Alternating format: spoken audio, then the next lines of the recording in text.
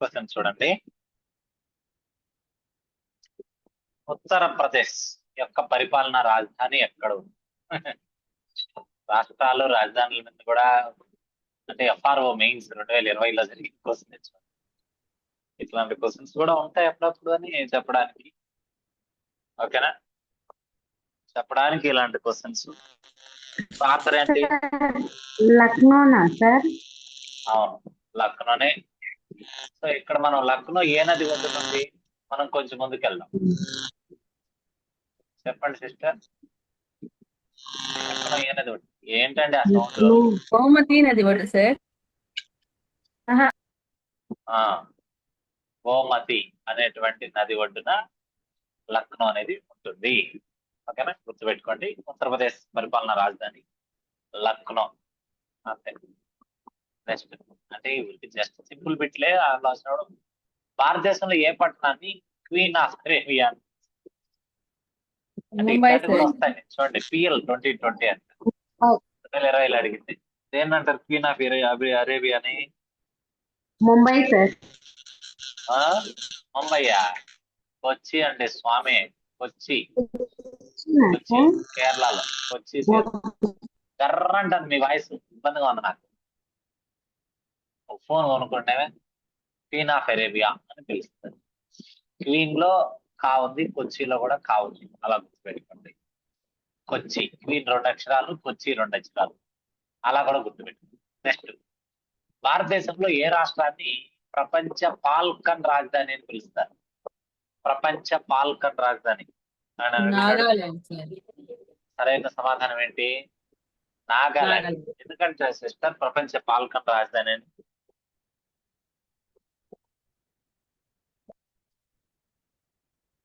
చెప్తారా? ప్రపంచ పాల్కన్ రాజధాని. పాల్కన్ అంటే పక్షి కదండి సార్.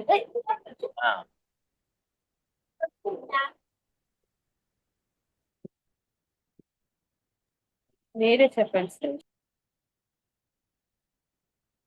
పాల్కన్ అని కనుమ కూడా ఉంది కదా సార్, పాల్కన్.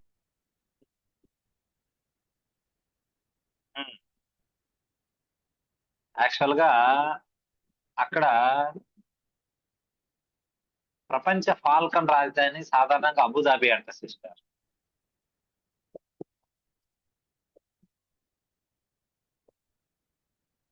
ప్రపంచ పాల్కన్ రాజధాని సాధారణంగా ఏది? అబుదాబి. అబుదాబి. ఓకేనా, ప్రపంచంలో అయితే. పర్టికులర్ గా భారతదేశంలో దేని పిలుస్తారు? నాగాలాండ్. ఎక్కడ? నాగాలాండ్. పాల్కన్ నాగాలాండ్. 3 పక్షులు వస్తాయి కదండి సార్ ఇక్కడికి. పాల్కన్ అని దేని పిలుస్తారంటే నాగాలాండ్ అని పిలుస్తారు. ఫాల్కన్ అనేది ఏంటి ఇక్కడ? ఫాల్కన్ అనేది ఏంటి? అమోర్ ఫాల్కన్ అనేది పక్షులు. Amor Falcon. అమోర్ ఫాల్కన్ అనేది ఏంటంటే ఒక రకమైనటువంటి పక్షులు. ఓకేనా, ప్రపంచంలో అయితే అబుదాబి, బాగా గుర్తుపెట్టు. ఒకవేళ పర్టికులర్ గా ఏ జిల్లాకు వస్తాయి ఇవి అని అడిగితే ఓఖా అనేటువంటి జిల్లాకు, ఓఖా అనేటువంటి జిల్లాకు వస్తాయి. అందులోనూ ఒకవేళ గ్రామం అడిగితే పర్టికులర్ గా ఏ గ్రామానికి వస్తాయి ఓఖా జిల్లాలో అంటే పాంగ్టి, పాల్కన్ పాంగ్టి, పాల్కన్ పాంగ్టి అనేటువంటి గ్రామానికి వలస వచ్చి కొంతకాలం గడుపుతాయి. ఓకేనా, అది అమూర్ పాల్కన్ పక్షి, గుర్తుపెట్టుకోండి. అదే ప్రపంచంలో అడిగితే ఏది? ఎక్కడ? ప్రపంచ పాల్కన్ రాజధాని సింపుల్ గా అబుదాబిని పిలుస్తారు అంతే. కాబట్టి పాల్కన్ అనేటువంటి పక్షులు, అమూర్ పాల్కన్ అనేటువంటి పక్షులు ఈ నాగాలాండ్ రాష్ట్రంలో ఉన్న ఓఖా జిల్లా పాంగ్టి అనేటువంటి గ్రామానికి వచ్చి కొద్ది రోజులు వలస ఉండి వెళ్తాయి. కాబట్టి దాన్ని ప్రపంచ పాల్కన్ రాజధాని అని పిలుస్తారు. నెక్స్ట్ చూడండి, భారతదేశంలో ఉన్న రాష్ట్రాలలో విస్తీర్ణ పరంగా అతి చిన్న రాష్ట్రం ఏది? నేను చెప్పేసాను ఆల్రెడీ. విస్తీర్ణ పరంగా అతి చిన్న రాష్ట్రం ఏదని చెప్పాను. ఏ చెప్పాను? గోవా. విస్తీర్ణ పరంగా అతి పెద్దది గోవా సార్. విస్తీర్ణ పరంగా పెద్దది ఉత్తరప్రదేశ్. ఎవరు? రాజస్థాన్. ఎవర్రా వచ్చింది? నేనే సార్. టాప్ 5 పెద్దవి. టాప్ 5 పెద్దవి తిన్నారు నాన్న. నెంబర్ 1 ఏంటి? నెంబర్ 1 ఏంటి? రాజస్థాన్. నెంబర్ 2 ఏంటి? మధ్యప్రదేశ్. నెంబర్ 3 ఏంటి? రాజస్థాన్. నెంబర్ 3 ఏంటి? మహారాష్ట్ర. ఈ- ఓకేనా, మహారాష్ట్ర. నెంబర్ 4 వచ్చి ఉత్తరప్రదేశ్. నెంబర్ 4 వచ్చి ఉత్తరప్రదేశ్. చెప్పండి ఏంటండి?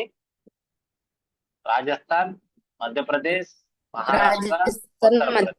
మధ్యప్రదేశ్, మహారాష్ట్ర, ఉత్తరప్రదేశ్. రాజస్థాన్, మధ్యప్రదేశ్, మహారాష్ట్ర, ఉత్తరప్రదేశ్. బాగుంటదిలే, బాగా రాదు. ఆహారం. సరేలే, ఇది మనకు నోటెడ్ పెట్టి మన ఆంధ్రప్రదేశ్ ఎన్నో స్థానంలో ఉంటుందని చెప్పాం మనము? 7వ స్థానంలో ఉంటుందని చెప్పాం. 7వ స్థానం. కానీ మనకు అడిగినది చిన్న రాష్ట్రం. చిన్న రాష్ట్రం అడిగినప్పుడు ఫస్ట్ ఏం చెప్పాం మనము? విస్తీర్ణ పరంగా ఫస్ట్ గోవా, మళ్ళీ సిక్కిం, మళ్ళీ త్రిపుర. ఫస్ట్ గోవా, రెండోది సిక్కిం, మూడవది వచ్చి త్రిపుర. ఓకేనా? త్రిపుర. ఓకేనా అని చెప్పాం. అయితే అయితే మనం గుర్తుపెట్టుకోవాల్సిన కేంద్రపాలిత ప్రాంతంలో అయితే పెద్దదేది లడాక్. పెద్దదేది లడాక్. అది మనం గుర్తుపెట్టుకోవాలి. అదే జనాభా పరంగా అడిగితే జనాభా పరంగా టాప్ ఏం చెప్తారు? జనాభా పరంగా ఉత్తరప్రదేశ్ సార్. నెంబర్ 2 ఉత్తరప్రదేశ్. మహారాష్ట్ర. కింద నుంచి పోండి, కింద నుంచి పోండి, టాప్ 2 వచ్చారు. Number 1 Uttar Pradesh, number 2 Maharashtra. ఈ రెండు మధ్యప్రదేశ్. జనాభా పరంగా. నెంబర్ 3 వచ్చి బీహారు. Number 4 west Bengal. ఇది జనాభా వెస్ట్ పరంగా. బెంగాల్. ఓకేనా? అదే ఓకే సార్. Okay sir. చిన్న రాష్ట్రాలు అడిగితే జనాభా పరంగా చిన్న రాష్ట్రాలు అయితే ఫస్ట్ సిక్కిం. ఓకేనా? జనాభా సిక్కిం. సిక్కిం అక్కడ మనం గుర్తుపెట్టుకోండి. జనాభా పరంగా అడిగితే చిన్న రాష్ట్రం ఏది? సిక్కిం. సిక్కిం. జనాభా పరంగా అయితే అతి చిన్న రాష్ట్రం సిక్కిం. రెండోది మిజోరాం. ఎందుకు సిక్కిపోయినారంటే జ్వరం వచ్చింది. ఓకేనా? అవును సార్. గుర్తుపెట్టుకోండి. ఇది ఉత్తరప్రదేశ్, మహారాష్ట్ర, బీహార్, వెస్ట్ బెంగాల్. ఇది. సో మనకు అడిగిన క్వశ్చన్ ఏంటంటే ఉన్న రాష్ట్రాల్లో విస్తీర్ణ పరంగా చిన్న రాష్ట్రం ఏంటంటే గోవా. నెక్స్ట్, భారత ప్రామాణిక రేఖాంశం యొక్క విలువ ఎంత? చెప్పి నోరు వీంది. చెప్పండి ఒకసారి. భారత ప్రామాణిక రేఖాంశం యొక్క విలువ చెప్పాలి.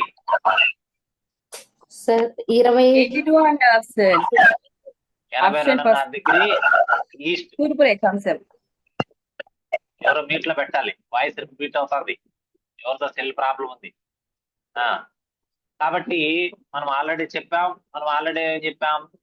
ప్రపంచ పటాన్ని ఇలా గీసుకున్నాం, భూమిని ఇలా గీసుకున్నప్పుడు ఇక్కడ 0 డిగ్రీలు భూమధ్య రేఖ అన్నది ఉంటుంది. అడ్డంగా ఉండేది అక్షాంశం. అడ్డంలో ఆ ఉంది, అక్షాంశంలోనే ఆ ఉంది. 0 డిగ్రీల అక్షాంశం అని చెప్పుకున్నాం. దీని నుంచి పైకి వెళ్ళేది ఉత్తర అర్ధగోళం అంటాం. దీని నుంచి కిందకు ఉండేది దక్షిణ అర్ధగోళం అంటాం. ఏం లేదమ్మా, ఇది ప్రమోషన్ కోసం వీడియో అప్లోడ్ చేద్దాము అని. దానివల్ల ఇది కంటెంట్ మీకు ఆల్రెడీ చెప్పినా కూడా మళ్ళీ ఒకసారి చెప్తున్నా అంతే. ఉత్తరార్ధగోళం, దక్షిణార్ధగోళం. అలాగే మళ్ళీ ఒకసారి ఇలా గీసినప్పుడు భూమిని నిలువుగా 0 డిగ్రీలు ఉంటుంది. నిలువుగా గీసేది రేఖాంశం. ఈ 0 డిగ్రీల రేఖాంశాన్ని గ్రీనిచ్ అంటాం. ఈ గ్రీనిచ్ కి తూర్పు వైపు నుండేది తూర్పు అర్ధగోళం అని, పశ్చిమ వైపు నుండేది పశ్చిమ అంటాం మనం. ఓకేనా? సో ఇప్పుడు మొత్తం ఈ రెండింటిని కలిపినప్పుడు ఇది భూమధ్య రేఖ, ఇది గ్రీనిచ్. ఈ రెండు కలిపినప్పుడు భూమధ్య రేఖ నుండి ఉత్తరం వైపున అంటే ఇలా వస్తుంది. గ్రీనిచ్ రేఖకు తూర్పు వైపున, భూమధ్య రేఖ నుండి ఉత్తరం వైపున, గ్రీనిచ్ రేఖకు తూర్పు వైపున మన భారతదేశం ఇక్కడ ఉంటది. అందువల్ల భూమధ్య రేఖకు తూర్పున ఉత్తరార్ధగోళంలో ఉంది. ఎక్కడుంది మన భారతదేశం? ఇప్పుడు పైన ఉత్తరార్ధగోళంలో ఉంది. గ్రీనిచ్ రేఖ నుంచి తూర్పు వైపు. అలా తూర్పు వైపు నుంచి మనం రేఖాంశాలు అలా గీసుకుంటూ వస్తే మన భారతదేశం గుండా వెళ్ళేటువంటి రేఖాంశం ఏదంటే 82.5 అంటే 82.5 డిగ్రీ తూర్పు ఈస్ట్ రేఖాంశం లేదా తూర్పు రేఖాంశం అని పిలుస్తాం. ఎన్ని రాష్ట్రాలు గుండా పోతుందమ్మా? ఎన్ని రాష్ట్రాలు చెప్పాలి? ఎన్ని రాష్ట్రాలు గుండా పోతుంది అనా చెప్పాలి మరి. Sir 5 రాష్ట్రాలా sir? 5 రాష్ట్రాలు గుండా పోతుంది. ఏంటంటే అవి? ఏంటంటే అవి? ఉత్తరప్రదేశ్, మధ్యప్రదేశ్, మధ్యప్రదేశ్, ఆంధ్రప్రదేశ్, ఛత్తీస్గఢ్. ఆంధ్రప్రదేశ్. ఓకేనా? ఇది మనం చెప్పుకున్నాం. ఉత్తరప్రదేశ్ లో ఎక్కడ పోతుంది? ఉత్తరప్రదేశ్ లో అలహాబాదు, వారణాసి, అలహాబాదు, వారణాసి, శంకర్ ఘర్. ఎక్కడుంది శంకర్ ఘర్? మీర్జాపూర్ లో. మీర్జాపూర్ లోని శంకర్ ఘర్ కోట. ఇది ఉత్తరప్రదేశ్. మధ్యప్రదేశ్ లో ఎక్కడ పోతుంది చెప్పినాం ఆల్రెడీ, రేవా మరియు జబల్పూర్ రేవా, sir. అనేటువంటి మధ్యప్రదేశ్. అదే ఛత్తీస్గఢ్ లో అయితే రాయ్పూర్ మరియు బైకుంఠాపూర్ 2 చోట్ల పోతుంది. అదే ఒడిశాలో అయితే కోరాపుట్ అనేటువంటి చోట పోతుంది. మన ఆంధ్రప్రదేశ్ లో అయితే కాకినాడ గుండా వెళ్తుంది ఈ 82.5 డిగ్రీ. అలాగే కర్కట రేఖ ఏం చెప్పాం మనము, ఇలా వెళ్తుంది అడ్డంగా అక్షాంశం కాబట్టి. ఈ 82.5 డిగ్రీ తూర్పు రేఖాంశం, ఈ కర్కట రేఖ రెండు కలుసుకునేది ఎక్కడని చెప్పాం? ఎక్కడ చెప్పాం? వైకుంఠపూర్, ఛత్తీస్గఢ్. వైకుంఠపూర్ ఎక్కడ? ఛత్తీస్గఢ్ లో అది కూడా సూరజ్పూర్ జిల్లాలో ఇవి కలుసుకుంటాయి అని చెప్పి మనం చెప్పామన్నమాట. ఓకేనా? అయితే 82.5 డిగ్రీ తూర్పు రేఖాంశాన్ని భారత ప్రామాణిక రేఖాంశం అని పిలుస్తారు. ఎప్పటి నుంచి అని చెప్పాం దీన్ని? ఎప్పటి నుంచి? భారతదేశానికి స్వతంత్రం వచ్చినటువంటి నెక్స్ట్ మంత్ అంటే సెప్టెంబర్ 1 నుంచి దీన్ని ప్రవేశపెట్టడం జరిగింది. ఇది ఇంగ్లాండ్ కన్నా ఎంత ముందు చెప్పాల మరి? 5:30 గంట 5:30 గంట ముందు. ఎవరండి ముందు మాట్లాడుతుంది? ఉంటుంది, సార్. ఓకేనా? ఇది నెక్స్ట్ చూడండి. ఆల్రెడీ కంటెంట్ చెప్పాను, already previous class recorded class లో ఇది చెప్పాను. దానివల్ల అండి నెక్స్ట్, ఎన్ని రాష్ట్రాలకు మరియు కేంద్రపాలిత ప్రాంతాలకు తీర ప్రాంతం కలదు? తీర ప్రాంతం గురించి అడుగుతున్నాడు. చెప్పండి, ఎన్ని రాష్ట్రాలకు 9 మరియు కేంద్రపాలిత ప్రాంతాలకు తీర ప్రాంతం కలదు? 9 రాష్ట్రాలు 2 కేంద్రపాలిత 9 రాష్ట్రాలు 2 కేంద్రపాలిత ప్రాంతాలు, సార్. 9 రాష్ట్రాలు 2 కేంద్రపాలిత ప్రాంతాలకు తీర ప్రాంతం కలదు. తీర ప్రాంతం మీద క్వశ్చన్ అడిగాడండి, జాగ్రత్తగా చూడండి. తీర ప్రాంతం, ఓకేనా? తీర ప్రాంతం మీద క్వశ్చన్ వచ్చింది. మరి ఏంటి ఈ తీర ప్రాంతం మీద అంటే, మనందరికి తెలుసు, పవిత్రమైన మన భారతదేశాన్ని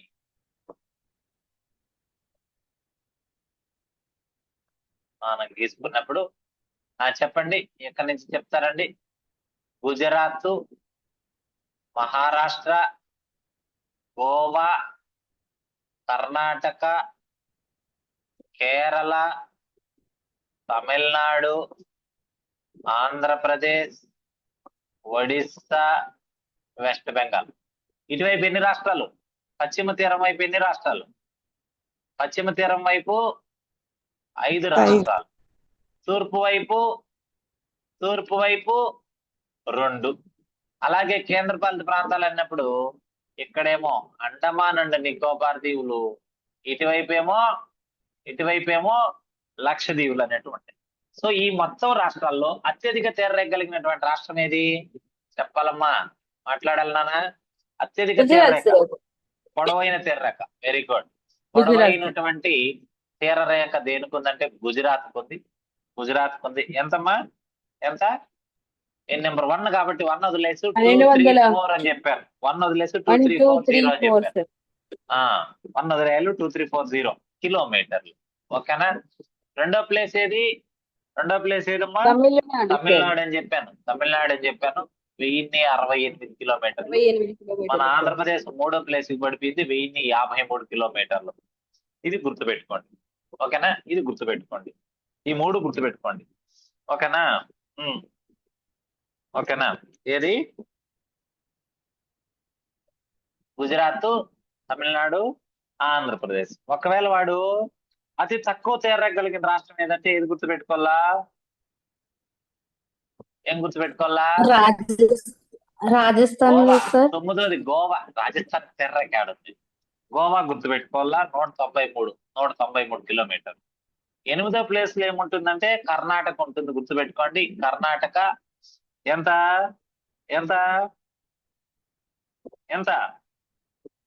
చెప్పాలా? 343 మనకు ప్లేస్ లో. సో మీకు ఇక్కడ ఒక మంచి ట్రిక్ చెప్తాను చూడండి, బాగా గుర్తుపెట్టుకునేట్టుగా, ఈజీగా ఉండిపోయేట్టుగా చెప్తాను చూడండి. మనందరికి తెలుసు గుజరాత్ నెంబర్ 1 అని తెలుసు, తమిళనాడు నెంబర్ 2 అని తెలుసు. ఎందుకంటే ఎక్కడో ఈ మధ్య ఒక క్వశ్చన్ లో అడిగిన చూసిన. ఆంధ్రప్రదేశ్ నెంబర్ 3 అని తెలుసు. ఇంకా మనకు 4, 5, 6, 7, 8, 9 కావాలి. 9 ఏంటి? గోవా. ఓకేనా? ఒక్కసారి ఇక్కడి నుంచి చూడండి, ఇది గుజరాత్, గుజరాత్, ఆ తర్వాత మహారాష్ట్ర, తర్వాత గోవా, తర్వాత కర్ణాటక. ఇవి తెలుసు కదా అందరికీ. ఇది కేరళ. ఇప్పుడు ఇక్కడుంది కదా గోవా, ఇక్కడుంది కదా గోవా. గోవా తర్వాత ఏం రావాలా? కర్ణాటక రావాలా. దాని తర్వాత ఏం రావాలా? కేరళ రావాలి. సో గోవా తర్వాత కర్ణాటక వచ్చిందా? కిందికి చూడండి, గోవా తర్వాత ఏమొచ్చింది? కర్ణాటక వచ్చింది. కేరళ మాత్రం జంప్ అయింది ఒకటి, గుర్తుపెట్టుకోండి. ఒక్క డాష్ ఇచ్చి. మరి ఆ జంప్ అయిన చోట ఏమొచ్చింది? ఎవరైనా చెప్తారా ఏమొచ్చిందో? ఇప్పుడు 4, 5 వెస్ట్ ఏమొస్తాయి బెంగాల్. చెప్పండి ఎవరైనా.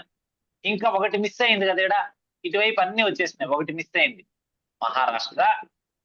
మహారాష్ట్ర. ఇప్పుడు ఈ జంప్ అయింది కదా, ఇక్కడ నుంచి నేరుగా వెళ్తే ఆ పక్క ఆంధ్రప్రదేశ్ వచ్చింది కాబట్టి ఒడిశా వస్తుంది. ఇక్కడ ఇంకా మిగిలింది ఏంటంటే వెస్ట్ బెంగాల్. మీకు అర్థమైందా? మ్యాప్ కల్లని ఈజీగా గుర్తుపెట్టుకోవచ్చు. మళ్ళీ ఒకసారి చెప్తున్నా చూడండి. గుజరాత్ నెంబర్ 1, దాన్ని వదిలేయండి. దాని కింద మహారాష్ట్ర ఉంటది, దాని కింద గోవా ఉంటది, దాని కింద కర్ణాటక ఉంటది, దాని కింద కేరళ ఉంటది. నేనేం చెప్తున్నా? 1 గుజరాత్, ఇటువైపు తమిళనాడు ఉంటది, దానిపైన ఏపీ ఉంటది, దానిపైన ఒడిస్సా, దానిపైన వెస్ట్ బెంగాల్. సో ఈ 2 వెళ్ళిపోతాయి, ఈ 2 ఇటుకు వచ్చేస్తాయి. ఇది వెళ్ళిపోతుంది, కొట్టేద్దాం. తమిళనాడు 2కి వస్తుంది, ఏపీ 3కి వస్తుంది. 3 వెళ్ళిపోయినాయి. ఇప్పుడు 9కి రండి. 9 ఏంది? గోవా పైన 8 ఏది ఉంది? గోవా పైకి వెళ్ళాలి మనము, కానీ అక్కడ కిందికి వెళ్ళాలి. ఏది? కర్ణాటక. తర్వాత 7 వదిలేయండి. ఓకేనా? 7 వదిలేయండి. ఓకేనా? తర్వాత 6 ఏది? కేరళ. ఇప్పుడు ఇక్కడ ఏమొచ్చింది? కేరళ 600 కదండి సార్. కేరళ 600. సూపర్, బాగా చెప్పారు. 600 కిలోమీటర్స్. ఓకేనా? అలా గుర్తుపెట్టుకోండి. ఇప్పుడు ఇక్కడ ఏదైతే వదిలేసామో అది ఇటుకు వచ్చేసేయండి. ఏడు వదిలేం కదా. ఈ పక్క ఏముంది? ఇంకా ఒడిస్సా. ఆంధ్రప్రదేశ్ వరకు వచ్చేసాం కదా మనము.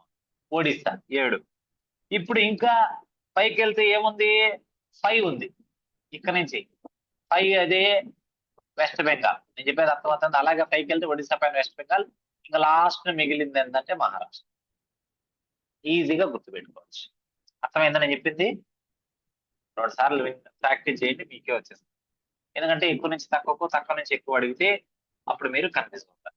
ఇవి ఏటివి? మనకున్నటువంటి తీర ప్రాంతాలు. మొత్తం తీర రేఖ పొడవు అడిగితే మొత్తం తీర రేఖ పొడవు.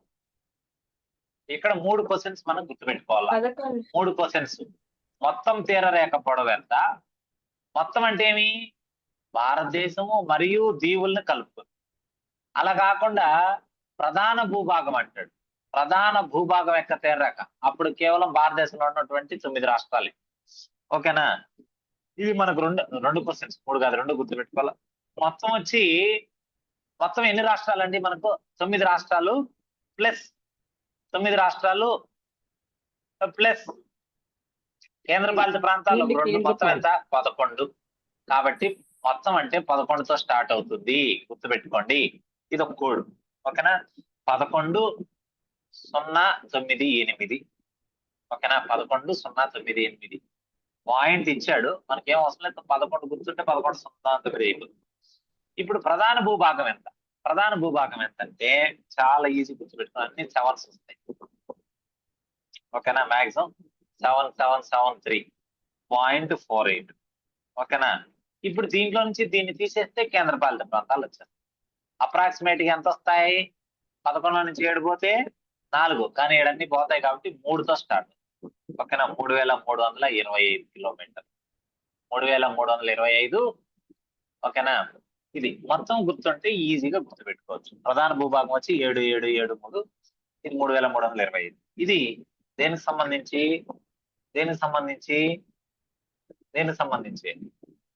తీర రేఖకు సంబంధించి ఎక్కువ రాష్ట్రాలు అయిపోయింది. ఇప్పుడు కేంద్రపాలిత ప్రాంతాల్లో మనం ఏం గుర్తుపెట్టుకోవాలా? ఎక్కువ పొడవైంది ఏది, తక్కువ పొడవైంది. ఎక్కువ పొడవైంది అందరికి తెలుసు ఏది? అండమాన్ అండ్ నికోబార్ 3083 కిలోమీటర్లు. తక్కువ పొడవైంది ఏది? తక్కువ పొడవైంది ఏది? పుదుచ్చేరి పక్కనే. గుర్తుపెట్టుకోండి, ఇక్కడ అండమాన్ నికోబార్ అంటే పక్కకు వస్తే పుదుచ్చేరి. ఇది ఎక్కువ, ఇది తక్కువ, ఆడాడే రెండు పక్క పక్కనే. మరి పుదుచ్చేరి ఎంతంటే 42 కిలోమీటర్లు. ఓకేనా? ఇక్కడ నుండి మనకు క్వశ్చన్ అడిగాడు. కాబట్టి 9 రాష్ట్రాలు, 2 కేంద్రపాలిత ప్రాంతాలు. ఓకేనా? ఐడియా వచ్చేసింది ఇప్పుడు తెర్రేఖ మీద. అది నెక్స్ట్, భారతదేశం యొక్క ఎక్స్క్లూజివ్ ఎకనామిక్ జోన్ ప్రకారం ఎంతవరకు ఇందులోని జీవన మరియు నిర్జీవ వనరులు ఉపయోగించుకునే ప్రత్యేక చట్టపరమైన హక్కు భారతదేశం కలిగి ఉంటుంది?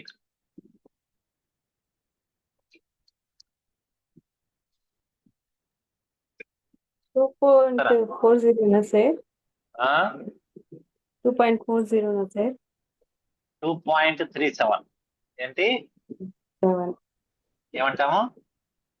2.37 మిలియన్ చదరపు కిలోమీటర్లు. 2.37 చెప్తాను దానికి కూడా. ఓకేనా? ఎక్స్క్లూజివ్ ఎకనామిక్ జోన్ కదా, చాలా సింపుల్ కోడ్ చెప్తాను, నవ్వుకోవద్దండి. ఓకేనా? కొత్త వాళ్ళు ఎవరైనా ఉంటే నవ్వు అప్పుకోవద్దండి.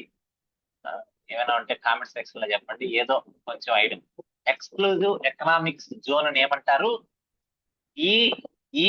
జెడ్ అంటారు. అంతేనమ్మా? అంతేనమ్మా? ఇప్పుడు ఇక్కడ నుంచి వేసుకోండి రివర్స్. జెడ్ ఎలా కనపడుతుంది మనకు చూడడానికి? 2. ఈ ఎలా కనపడుతుంది? 3. 2.3 ఉంటే అక్కడ.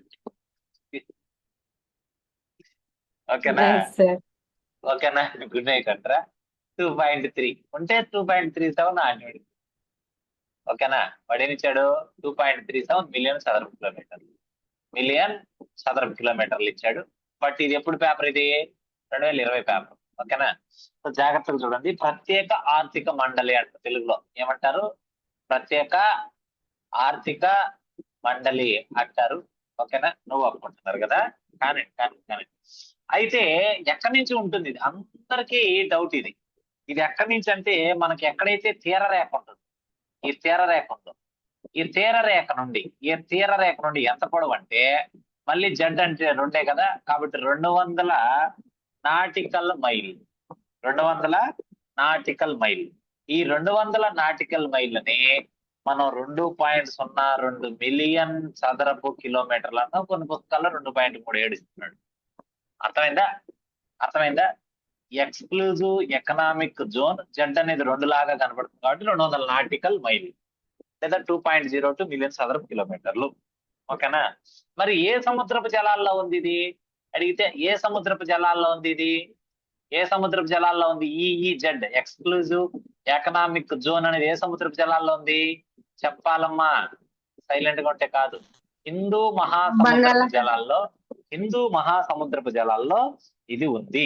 హిందూ మహాసముద్రపు జలాల్లో ఇది ఉందన్నమాట. Very very very very important. మరి ఇక్కడ ఉన్నటువంటి రూల్స్ ఏంటి? వీటి వల్ల వాళ్ళు పెట్టుకునేటువంటి రూల్స్ ఏంటంటే, ఓకేనా, ఇతర దేశాల వాణిజ్య నౌకలు భారతదేశ అనుమతి లేకుండా రావచ్చు. ఇతర నౌకలు రావచ్చు, భారతదేశం యొక్క అనుమతి అవసరం లేదు. ఎలా గుర్తుపెట్టుకుంటారు? ఎకనామిక్ కదా, నౌకలు వచ్చేదంతా వ్యాపార వాణిజ్యానికే కదా, కాబట్టి రావచ్చు. అలా గుర్తుపెట్టుకుంది. ఎకనామిక్ అంటే డబ్బు, నౌకల్లో వచ్చేదంతా కూడా వ్యాపార వాణిజ్యాలు జరుగుతాయి, ట్రేడ్ జరుగుతుంది, మనకు డబ్బు వస్తుంది, కాబట్టి నౌకలు రావచ్చు. ఓకేనా? అయితే నౌకలు రావచ్చు కానీ ఇక్కడ వనరులు ఉంటాయి. నౌకలు వచ్చి అక్కడ ఉన్నటువంటి సముద్రంలో వీచేటువంటి ఏదైనా కావచ్చు, పెట్రోల్ కావచ్చు, డీజిల్ కావచ్చు, ముత్యాలు కావచ్చు, రత్నం విలువైనటువంటివి ఏవైనా సరే, చేపలు కావచ్చు, ఎక్కడైనా ఈ జలచరాలు కావచ్చు, ఈ వనరుల మీద భారత్కే రావచ్చు అంతే తప్ప ఈ వనరులకు మాకు హక్కు ఉందంటే మాత్రం జరగదు. Very very very very very very very important. ఓకేనా? అలాగే నౌకలు రావచ్చు కదా. ఇప్పుడు నెంబర్ 3 ఏంటంటే, వాయు మార్గాన్ని, జల మార్గాన్ని, ఉపరితల జల మార్గం అనాలి యాక్చువల్గా, అంటే పైన, ఈ రెండింటిని వాడుకోవచ్చు. సింపుల్ గా చెప్పించింది ఈజీగా. ఎట్లా అంటే, నౌకలు రావాలంటే జల మార్గాన్ని వాడితే నేల మీద వచ్చేస్తాయి స్వయ్ అని లేదు కదా. నౌకలు వస్తున్నాయంటే జల మార్గం వాడుకోవడానికి అనుమతి ఇచ్చినట్టే, అంటే వాయు మార్గాన్ని కూడా అనుమతి ఇచ్చినట్టే. కానీ వనరుల మీద మాత్రం భారతదేశానికి మాత్రమే హక్కు ఉంటుంది. అర్థమైందమ్మా? అర్థమైందమ్మా? ఎంతమంది ఉన్నారు తల్లి? అర్థమైంది సార్, ఏమనుకున్నారు? అర్థమైంది సార్. నేను నెక్స్ట్ చూడండి. భారతదేశపు బంగాళా ద్వీప సమూహంలో ఎన్ని ద్వీపాలు ఉన్నాయి? చెప్పిన ఈ క్వశ్చన్ చెప్పిన 572. 572 దీవులు ఉన్నాయి. ఎన్ని ఉన్నాయి? 572 దీవులు ఉన్నాయని చెప్పి మీకు ఆల్రెడీ చెప్పాను. ఓకేనా? కాబట్టి బంగాళాఖాతం అంటే భారతదేశానికి తూర్పున వస్తుంది. తూర్పున బంగాళాఖాతం. ఇవి కూడా మాకు తెలియదు అంటే ఎవరైనా కొత్తగా ప్రిపేర్ అవుతుంటే వాళ్ళకి ఉపయోగపడుతుందని ఒక మాట చెప్పడం అంతే. ఈ బంగాళాఖాతం వస్తుంది.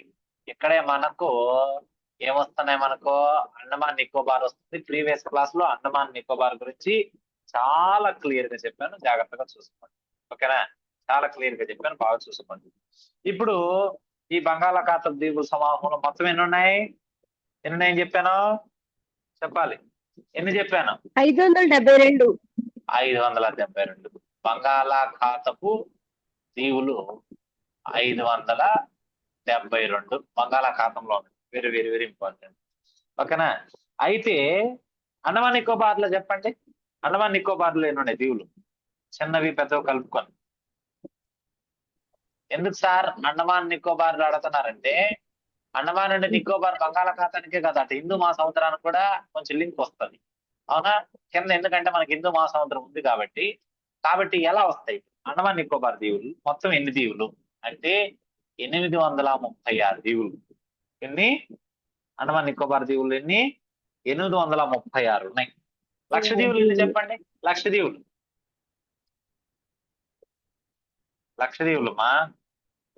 ఎన్ని మొత్తం? 36. లక్షద్వీవులు ఎన్ని?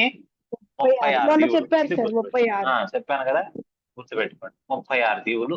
ఇది బంగాళాఖాతం శాఖ, అండమాన్ నికోబార్, లక్షద్వీపులు. చాలా అంటే చాలా క్లియర్ గా మీకు అందరికి అర్థమయ్యేట్టుగా చెప్పాను. బట్ ఇది యూట్యూబ్ లో అప్లోడ్ చేస్తున్నాను కాబట్టి, ప్రమోషన్ కోసం కాబట్టి మీకు అక్కడ చెప్పినటువంటి కొన్ని కోడ్స్ చెప్తాను. అండమాన్ని మనం ఏం చెప్పాము? ఉత్తర అండమాను, మధ్య అండమాను, దక్షిణ అండమాన్ అని చెప్పాం. అలాగే ఇది లిటిల్ అండమాన్ అని చెప్పాను. నికోబార్ ని కార్ నికోబారు, గ్రేట్ నికోబార్ అని విడగొట్టామని చెప్పి. ఇప్పుడు మీకు ఒకటి చెప్పాను, మీకు కొన్ని కోడ్లు చెప్పాను. ఏది? అండమాన్ కి నికోబార్ కి మధ్యలో ఉన్నటువంటి ఛానల్ ఏది అని చెప్పాను మీకు. ఏది? అండమాన్ కి నికోబార్ కి ఏం చెప్పాను కోడ్? ఒక్కరైనా చెప్పండి చూద్దాం. 8 degrees ఛానల్ సార్ కోడ్. అంటే ఫస్ట్ లెటర్ పక్కన 0 పెడితే 10 degrees అని చెప్పా కోడ్. అండమాన్ లో తీసుకోవాలి. అంటే 1 ఫస్ట్ లెటర్ కాబట్టి 1, దాని పక్కన 0 పెడితే 10 degrees. 8 degrees ఎందుకు పోతుంది? లక్షద్వీప్ కాడికి పోతున్నారు. ఇది చెప్పాను. ఆ తర్వాత ఏం చెప్పాను? ఆ దక్షిణ అండమానికి లిటిల్ అండమానికి మధ్యలో ఒకటి ఉంది. దాని పేరు ఎవరైనా చెప్తారా? ఒక కనుమ. దానికి కూడా కోడ్ చెప్పాను. దక్షిణ అండమానికి లిటిల్ అండమానికి మధ్యలో ఒక కనుమ ఉందని చెప్పాను. ఆ కనుమ కోడ్ ఎవరైనా చెప్తారా? దడా అని చెప్పాను. దా ఫర్ దక్షిణ అండమాను, డా for Duncan passage, Duncan Kanuma అని చెప్పాను. ఆ తర్వాత ఇక్కడ ఒక క్రియాశీల అగ్నిపర్వతం ఉందని చెప్పాను. అది చాలా యాక్టివ్ గా ఉంటుంది కాబట్టి ఎప్పుడు చూసినా రన్ రన్ రన్ రన్ అని పరిగెత్తా ఉంటుందని చెప్పాను. దాని పేరే వారెన్ అని చెప్పాను. ఎక్కడ ఉంటుంది ఇది? మధ్య అండమాన్. అంటే మధ్యలోనే పరిగెత్తారు. ఆ వారం ఈ వారం పరిగెత్తారు, దెబ్బలు తగులుతాయని మధ్యలోనే పరిగెత్తారు రన్ అంటే. అలా చెప్పాను. తర్వాత ఒక నిద్రాన అగ్నిపర్వతం ఉందని చెప్పాను. నిద్రాన అగ్నిపర్వతం, దాని పేరు ఏం పేరు? నిద్రాలో నా ఉంది, నిద్రానలో నా ఉంది, అగ్నిపర్వతంలో కూడా నా ఉంటుంది, నార్కొండంలో నా ఉంది, నార్త్ లోనూ నా ఉంది. కాబట్టి ఇది ఉత్తర అండమాన్ లో ఉంటుంది. నిద్రాన, నార్కొండం, నార్త్ అని చెప్పి మీకు చెప్పాను. ఇవి మీకు చెప్పినటువంటి కోడ్లు కొన్ని గుర్తుపెట్టుకోండి. ఇంకా చాలా చెప్పాను, మీకు ప్రీవియస్ క్లాస్ వింటే మీకు బాగా అర్థమవుతుంది. కొత్తగా మా మేడం వచ్చినట్టున్నారు, ఒకసారి మాట్లాడండి సార్. అమ్మా నమస్తే అమ్మా. ప్రవళిక కాదు, మేడం అన్మ్యూట్ అనిల్ అనుకో. చేసి అనిలా మేడమా? చూడండి సార్ సరే, మేడంకి రమ్మని అనిల్ ఇది అనిల్ అమ్మా, మీ మేడం రాలేదు. Okay okay. ఆ, సరే అనిల్ నమస్తే. ఓకేనా, ఇది చెప్పాను. నమస్తే సార్. అలాగే ఇంకోటి చెప్పాను, ఎవరైనా చెప్తారా? లక్షద్వీపుల్లో మినికాయ దీవులకి చెప్పాలి. అనిల్ చెప్పు కోడ్. మినికాయ దీవులకి మళ్ళీ మినికాయ దీవులకి మరియు 8 డిగ్రీల ఛానల్ సార్. ఆ, 8 దేని డిగ్రీల గుండా పోతుందని చెప్పాము. మాల్దీవులకి మినికాయ దీవులకి ఆ, మధ్యలో సార్. చెప్తే కదా మాల్దీవులు మినికాయ్ అని చెప్పాను. ఈ రెండింటిని తీసుకోమన్నా నేను. దీంట్లో మీ ఒక్కటి తీసుకుంటే రెండిట్లోనూ మా ఉంది, అట్లా చెప్పాను నేను. రెండిట్లోనూ మా ఉంది, దాంట్లోనే మీ తీసుకుంటే ఈ రెండు సున్నల్ని మనం కలిపినప్పుడు 8 వస్తుంది, కాబట్టి 8 డిగ్రీస్ అని చెప్పాను. దానిపైన 9 డిగ్రీస్ ఉంటుంది, దానిపైన సుహేలి ఉంటుంది. ఓకేనా, అంటే సుహేలికి మినికాయకి అడిగితే 9 డిగ్రీస్, మినికాయకి మాల్దీవులకి అయితే 8 డిగ్రీస్ అని చెప్పి ఇంకా ప్రీవియస్ క్లాస్ లో మీకు అద్భుతమైనటువంటి కోడ్లు చెప్పాను, ఒకసారి వినండి. ఓకేనా. ఒక చిన్న అడ్వర్టైజ్మెంట్ అమ్మా, ఇక్కడ చిన్న అడ్వర్టైజ్మెంట్ ఏమంటే, మనం Indian history and Indian geography, ఓకేనా, అంటే ఏపీ జాగ్రఫీ కూడా ఇంక్లూడ్ అయిపోతుంది ఇక్కడ. మనం ఏం చేస్తున్నాము, PYQs చేస్తున్నాం ఇప్పుడు. ఏపీ బేసిక్ గ్రూప్ 2 ప్రిలిమ్స్ ని దృష్టిలో పెట్టుకొని PYQs చేస్తున్నామమ్మా. ఈ PYQs అనేటివి మనం చేయడం వల్ల, అంటే జస్ట్ క్వశ్చన్ ఆన్సర్ అని కాకుండా దాని రిలేటెడ్ కంటెంట్ అంతా కూడా గ్రౌండ్ వర్క్ చేసి మనం నేర్చుకుంటున్నాం. ఓకేనా, ఎఫెక్టివ్ గా. దీనివల్ల ఏమంటే ఎగ్జామ్ లో మనం ఇంకా బాగా స్కోర్ చేయడానికి స్కోప్ ఉంటుందని ఒక నమ్మకం. అన్ని ఇవే వస్తాయని కాదు, బట్ PYQs తెలవడం వల్ల ఏ ఇయర్ నుంచి ఎక్కువ అడుగుతున్నాడో తెలుస్తుంది, మనం బాగా చేయొచ్చు అని. సో ఇండియన్ హిస్టరీ మాత్రమే కావాలనుకున్న వాళ్ళకు 300 రూపాయలు, అలాగే ఇండియన్ జాగ్రఫీ మాత్రమే కావాలనుకున్న వాళ్ళకు 300 రూపాయలమ్మా. 3 మంత్స్ వ్యాలిడిటీ. అది రెండు కలిపితే 600 కదా. అది కాకుండా రెండు కాంబో ప్యాక్ తీసుకుంటే ఇండియన్ హిస్టరీ, ఇండియన్ జాగ్రఫీ రెండు తీసుకుంటే 500 రూపీస్ అమ్మా, 3 మంత్స్ వ్యాలిడిటీతో. సో మీ ఫ్రెండ్స్ కి చెప్పి షేర్ చేయండి, నచ్చిన వాళ్ళు తీసుకోండి. యూట్యూబ్ లో పెట్టేటివి ప్రమోషన్ కోసం మాత్రమే, ఎందుకంటే మనం మెయింటైన్ చేయాలి, దాని రిలేటెడ్ కంటెంట్ సెర్చ్ చేయాలి, దాన్ని క్రోడీకరించుకోవాలి, చేయాలి. దీనికి నెట్ ఛార్జెస్ ఉంటాయి, తర్వాత యాప్ మెయింటెనెన్స్ ఛార్జెస్ ఉంటాయి యాప్ తీసుకున్నప్పుడు. సో వీటన్నిటి కోసం కూడా. సో ఏంటంటే ఇప్పుడు 2 days లో యాప్ వస్తుంది, మీకు అన్ని కూడా యాప్ లో అందుబాటులో ఉంటాయి. అప్పటి వరకు రికార్డెడ్ క్లాసెస్ అన్ని కూడా టెలిగ్రామ్ లో పెడతాం, మళ్ళీ అవన్నీ కూడా యాప్ లో అప్లోడ్ చేస్తాం. జూమ్ ద్వారా లింక్ ఇస్తాం, యాప్ వచ్చేసిన తర్వాత యాప్ లో మనం లైవ్ తీసుకుంటాం. సో మాక్సిమం చెప్పడానికి, బాగా అర్థమయ్యేటట్లు చెప్పడానికి ట్రై చేస్తాను. ఒక సంతోషకరమైన విషయం ఏమంటే, మీరు పెట్టే కామెంట్స్ అన్ని మంచిగా ఎఫెక్టివ్ గా పెడుతున్నారు, పాజిటివ్ గా. సో 3 నెలలకు 500 అంటే నెలకు ఎంత, 150 రూపాయలు అప్రాక్స్ గా. అది పెద్ద విషయమే కాదు. ఇది బాగా ఉపయోగపడుతుంది మనకు అనుకుంటే మీకు ఫోన్ నెంబర్ ఇస్తాను, ఇక్కడ thumbnail మీద ఇస్తాను, అలాగే డిస్క్రిప్షన్ లో కూడా ఇస్తాను. ఆ నెంబర్ కి మెసేజ్ పెడితే మీకు ఫర్దర్ డీటెయిల్స్ అనేది చెప్తాను. Thank you. నెక్స్ట్ చూడండి, భారతదేశం సుమారు 1,000 కిలోమీటర్ల ద్వీప భూభాగాలను కలుపుకొని తీర ప్రాంతాన్ని కలిగి ఉంది. ఇందాక చెప్పాను, ద్వీప భూభాగాలను కలుపుకొని తీర ప్రాంతాన్ని కలిగి ఉంది. అంటే ఇది 2020 కోసం. ఓకేనా, చెప్పండి చూద్దాం. 7,516 సార్. కానీ తప్పు కదా, ద్వీప భూభాగాలను కలుపుకొని అనొచ్చా? ద్వీప భూభాగాలను కలుపుకొని ఎంత, ఇందాక చెప్పాను కదా నేను, మొత్తం ఎంత చెప్పాను? ద్వీప భూభాగాలను కలుపుకొని తీరరేఖ ఎంత చెప్పాను? 9,000 సార్. 9,000. నేనేం చెప్పిన, 9 రాష్ట్రాలు, 2 కేంద్రపాలిత ప్రాంతాలు మొత్తం కలుపుకుంటే 11,098 కిలోమీటర్లు తీరరేఖ పొడవు అని చెప్పాను. ఓకేనా. ఒకవేళ ఇది రాష్ట్రాలకు, ఇది కేవలం ప్రధాన తీరరేఖ పొడవు అంటే రాష్ట్రాలతో తీసుకుంటే 7,773, అది కూడా. ఓకేనా, కాబట్టి అలా ఇస్తాడు. కాబట్టి ఇట్లాంటివి ఇష్యూ క్వశ్చన్స్ అవుతాయి, మనకి ఏం ఇబ్బంది లేదు. నెక్స్ట్ చూడండి. డాక్టర్ అబ్దుల్ కలాం ఎక్కడుంది? సింపుల్ క్వశ్చన్ అడిగేస్తాడు. ఎక్కడుంది? ఎవరు చెప్తారు ఆన్సర్? ఎక్కడుంది అబ్దుల్ కలాం ద్వీపం? ఒడిస్సా అంటే బంగాళాఖాతంలో ఉంది. అవునమ్మా. బంగాళాఖాతం. ఒడిస్సా సార్. ఒడిస్సాలోనే ఎక్కడ మళ్ళీ పర్టికులర్ గా ఒక ప్లేస్ లో ఉంది అది. ఓకేనా, ఇది ఆంధ్రప్రదేశ్ అనుకుంటే పైన ఒడిస్సా ఉంటుంది. అక్కడ ఇప్పుడు కూడా డిఫెన్స్ సంబంధించినటువంటి ప్రయోగాలు జరుగుతూ ఉంటాయి, సైల్స్. ఓకేనా, అబ్దుల్ కలాం ద్వీపం అంటారు. దానికి మరొక పేరు అంటే ఆ ఏరియా ఉండే పేరు ఎవరైనా చెప్తారా? Wheeler island sir. Sister, wheeler island. Wheeler island sir.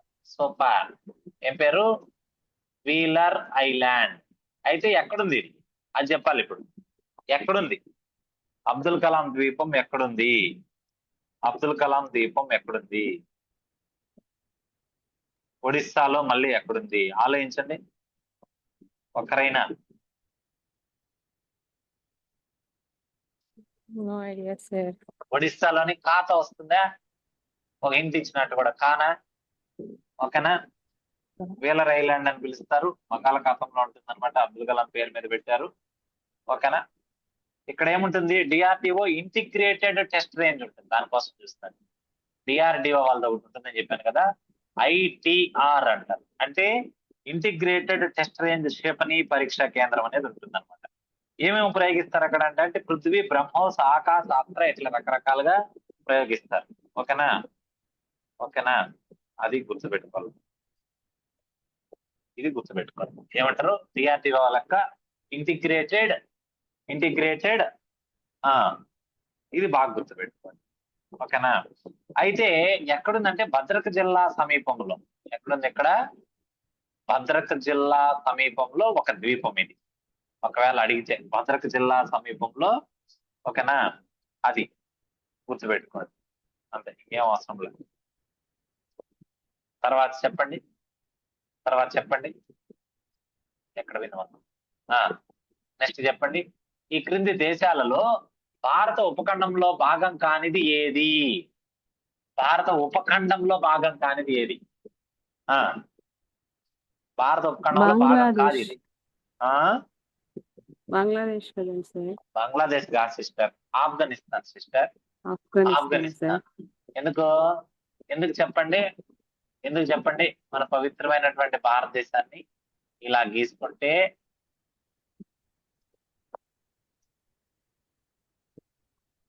ఇలా గీసుకున్నప్పుడు కొనండి. నాకు కూడా చాలా ఐడియా ఉంది, బట్ ఇది పాకిస్తాన్ కదా, ఇది పాకిస్తాన్. ఈ పాకిస్తాన్ పైన ఉంటుంది ఆఫ్ఘనిస్తాన్. మనకు సంబంధం ఉండదు, ఎక్కడో మూల వరకు తగులుతుంది. బట్ సార్క్ సభ్య దేశాలన్నీ మనకు భారత ఉపఖండంలోనే వస్తాయి కదండి సార్. అప్పుడు సార్క్ సభ్య దేశాలన్నీ భారత ఉపఖండంలోని దేశాలే కదండి సార్. అప్పుడు దాంట్లో ఆఫ్ఘనిస్తాన్ కూడా ఉంటది కదండి సార్. సార్క్ సభ్య దేశాలు అని పర్టికులర్ గా చెప్పలేం కదా. నేనేమనుకుంటానంటే ఉపఖండం అంటే నేను చెప్తాను.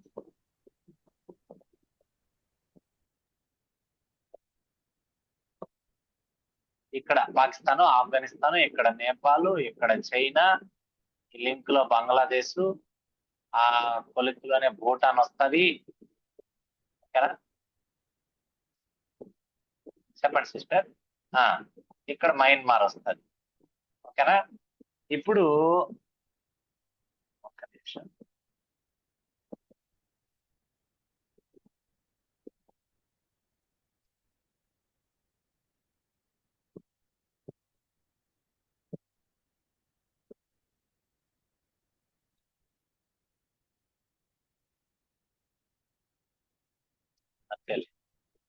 అంటే ఇది కొంచెం చేస్తే ఇక్కడ వస్తుంది భూటాన్, మయన్మార్ వస్తుంది. మనకేమిచ్చాడు? పాకిస్తాన్ ఇచ్చాడు, కానీ ఆఫ్ఘనిస్తాన్ అనేది భారత ఉపఖండంలో దేశం కాదు అని ఇచ్చాడు. 2020 జేఎల్ అడిగినటువంటి క్వశ్చన్ ఇది.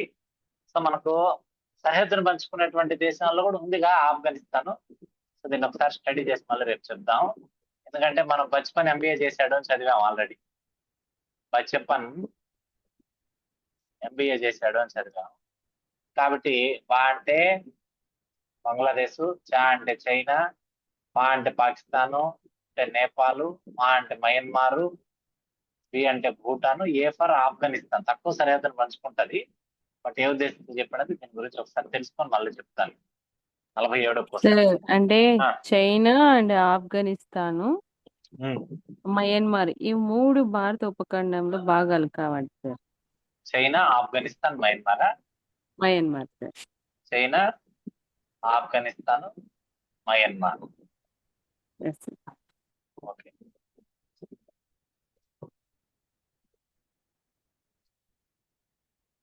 ఓకే, భారత ఉపఖండంలో భాగాలు కావు. ఓకేనా? నెక్స్ట్ చూడండి, భారతదేశంలోని ఏ తూర్పు తీర రాష్ట్రం పొడవైన తీరరేఖ ప్రాంతాన్ని కలిగి ఉంది? బా, ఇప్పుడైతే పర్టికులర్ గా చెప్పేయాలి, చక్కని ఇందాక చెప్పాను. Andhra Pradesh, Tamil Nadu Tamil Nadu. Tamil Nadu. First Gujarat, second Tamil Nadu, third Andhra Pradesh, కాబట్టి తమిళనాడు వస్తుంది. ఎంతమంది తమిళనాడు? 1068 కిలోమీటర్లు. ఆంధ్రప్రదేశ్ అయితే 1053. ఓకేనా? 1053. ఓకే, ఎందుకంటే ఒక 2-3 సార్లు రివిజన్ చేసుకుంటే మనకి ఈజీ గుర్తుండిపోతుంది. నేను ఇందాక చెప్పా, ఏం చెప్పా? ఫస్ట్ గుజరాత్ నెంబర్ 1, దాన్ని కొట్టేసేయండి. నెంబర్ 2 తమిళనాడు, మనందరికి తెలుస్తుంది, దీన్ని కొట్టేయండి. నెంబర్ 3 వచ్చి ఆంధ్రప్రదేశ్, దీన్ని కొట్టేయండి. ఇంకేడ ఒడిస్సా ఉంటది, ఈడ వెస్ట్ బెంగాల్.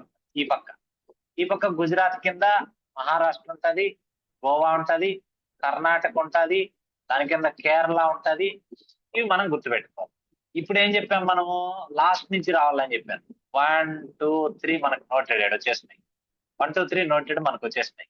కింద నుంచి రావాలి. 4, 5, 6, 7, 8, 9. కింద నుంచి 9 గోవా చెప్పాను. గోవా నుంచి కిందికి రావాలి. ఈడ పైకి పోతున్నాం, ఈడ కిందికి రావాలి. కింద ఏముంది? కర్ణాటక. దాని తర్వాత ఏమొస్తుంది? కేరళ. కానీ 7 గ్యాప్ ఇచ్చి కేరళ రాసుకోండి ఏం చెప్పాను. కేరళ 6, పొడవు కూడా 600 కిలోమీటర్స్ అని గుర్తుపెట్టుకో. ఇప్పుడు మనం ఇచ్చినటువంటి గ్యాప్ లో ఏం రాయాలి? ఇప్పుడు ఇటువైపు ఎందుకు గ్యాప్ వచ్చామంటే ఇటుపక్క 2 మిగిలాయి కదా రావాల్సింది. ఫస్ట్ ఏముంది? ఒడిస్సా. దానిపైన ఏముంది? వెస్ట్ బెంగాల్. ఇప్పుడు ఏమేమి వినాయి?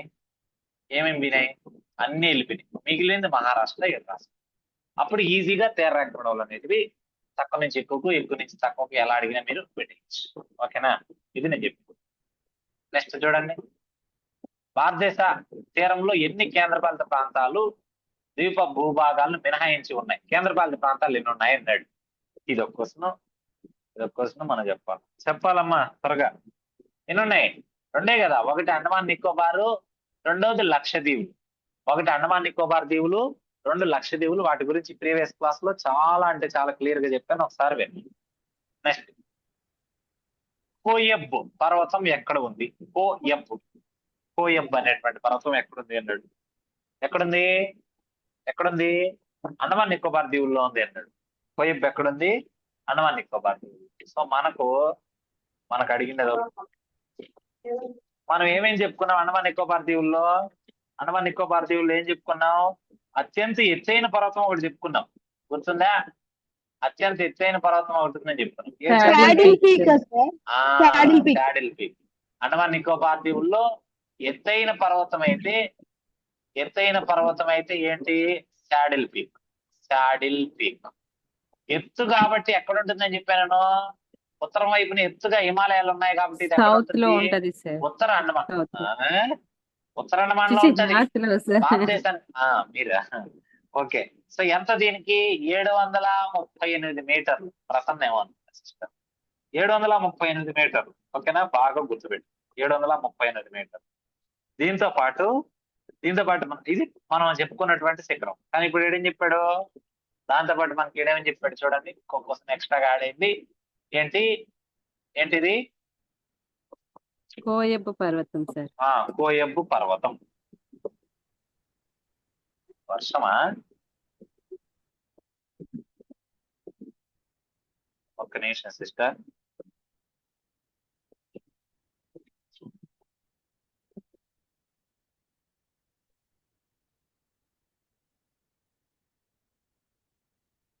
వర్షమే పడుతుంది. అబ్బా, మా తిరుపతిలో వర్షం పడుతుంది సిస్టర్. కొద్దిగా పంపించండి సార్. ఓకేనా? సార్ కర్నూలులో కూడా పడుతుంది సార్ వర్షం ఈరోజు. అవునా? సంతోషం అమ్మా, సంతోషం. మా పిల్లల్లో మేము ఉన్నాం కానీ పడట్లేదేమో సార్.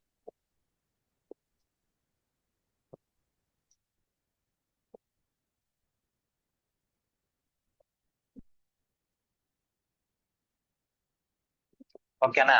మరి ఈ కోయిప్ ఎక్కడుంది? ఈ కోయిప్ ఎక్కడుందంటే దక్షిణ అండమాన్లో ఉంది. ఎక్కడుంది? దక్షిణ అండమాన్. ఉత్తర అండమాన్లో ఉండేది Saddle peaks. శాడిల్ పీక్, ఎత్తైంది. ఓకేనా? ఉత్తర అండమాన్లో ఉంటుంది. తర్వాత అంటే కొన్ని పర్వతాలు మనకు అడిగినాడు కాబట్టి పండ్లకల్ల పని కొన్ని చూసుకుంటాం. అండమాన్ నేను చెప్పాను ఇలా మూడుగా గీసుకున్నాను. ఇది ఉత్తర అండమాను, ఇది మధ్య అండమాను, ఇది దక్షిణ అండమాను, ఇది లిటిల్ అండమాన్. ఇలా అనుకున్నప్పుడు ఈ ఉత్తర అండమాన్ లో శాడిల్ ఉంది 738 మీటర్లు, 738 మీటర్లతో శాడిల్ పీక్. ఇప్పుడు దక్షిణ అండమాన్ లో కోయంబ్ ఉంది. ఏదుంది? కోయంబ్ అనేది ఉంది అనమాట. ఓకేనా? మధ్య అండమాన్ లో కూడా అవుతుంది. మధ్య అండమాన్ లో ఉండే దాని పేరు ఏం పేరంటే డియావోలు. ఏం పేరు? దేవలు డియావోలో. ఓకేనా? డియావోలో అనేటువంటిది. ఓకేనా? ఆ తర్వాత నికోబార్ లో మనం రెండు చెప్పుకున్నాం. ఒకటి ఏంటి? కార్ నికోబారు, ఇంకోటి గ్రేట్ నికోబార్. ఓకేనా? ఇదంతా చెప్పేసాను కాబట్టి మళ్ళీ టైం వేస్ట్, అదంతా చాలా చెప్పాలి. క్లియర్ గా చెప్పాను, దాంట్లో చూసుకోండి. ఈ గ్రేట్ నికోబార్ లో ఏముంది? పేరు కూడా తిరగడం నాకు.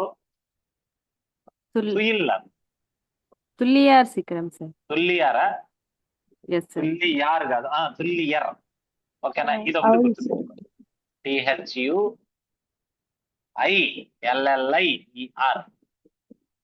తుల్లియర్. ఓకే, ఇది శిఖరం ఎక్కడుందంటే గ్రేట్ లో. ఇది గ్రేట్ లో. వీటి పేర్లు గుర్తుపెట్టుకోండి. ఏవేవి చెప్పండి? శాడిల్ వచ్చి ఉత్తర అండమాను, శాడిల్ వచ్చి ఉత్తర అండమాను. తర్వాత డియావోలో వచ్చి మధ్య అండమాను, శాడిల్ లో డి ఉంది కదా, దాని కింద నేను గుర్తుపెట్టుకోండి. దక్షిణ అండమాన్ లో కోయం, ఆ తర్వాత గ్రేట్ నికోబార్ లో తుల్లియర్. ఇవి శిఖరాలు మనకు అడిగింది. నెక్స్ట్ చూడండి. భారతీయ పారుదల వ్యవస్థలో బంగాళాఖాతం వైపుకు పారుదల విస్తీర్ణం ఎంత? ఏం క్వశ్చన్ అడిగాడు. ఇది యాక్చువల్ గా నదుల్లో వస్తుంది. ఇప్పుడు డేటా మారిపోయి ఉంటది కదండి సార్.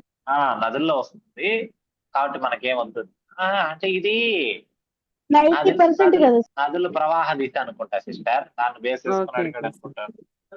ఓకేనా? ఓవరాల్ గా బంగాళాఖాతం వైపు 77% ఇచ్చినట్టు మనకు 90% బంగాళాఖాతంలోనే కలుస్తాయి. ఎందుకు కలుస్తాయి బంగాళాఖాతంలో నదులు ఎక్కువ? ఎవరో చెప్తారా? మీకు చాలా క్లియర్ గా చెప్పాము. చెప్పాను సార్, ఎందుకంటే దక్కన్పేట భూమి ఎటువైపు వాలి ఉంటది?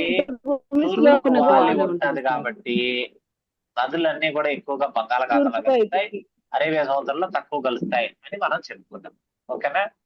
దాన్ని బేస్ చేసుకుని మనకి ఇదేం అవసరం, డేటా మారి ఉంటుంది, మనకి ఇప్పుడు అవసరం లేదు. నెక్స్ట్ ఎప్పుడో జేఎల్ అడిగిన వస్తుంది. నెక్స్ట్ దిగువ తెలిపిన వాటిలో ఏ రాష్ట్రం కర్కాటక రేఖ వలన రెండుగా విభజింపబడదు? చెప్పండి. కర్కాటక రాష్ట్రం రెండుగా విభజింపబడదు. రాజస్థాన్ సార్. రాజస్థాన్ లో చాలా తక్కువ దూరం వెళ్తది కదండి సార్. అయినా వెళ్ళినట్టే కదా సిస్టర్, అసలు టచ్ అవ్వదు అన్నాడు. జస్ట్ అలా టచ్ అవుతుంది సార్. ఒడిస్సా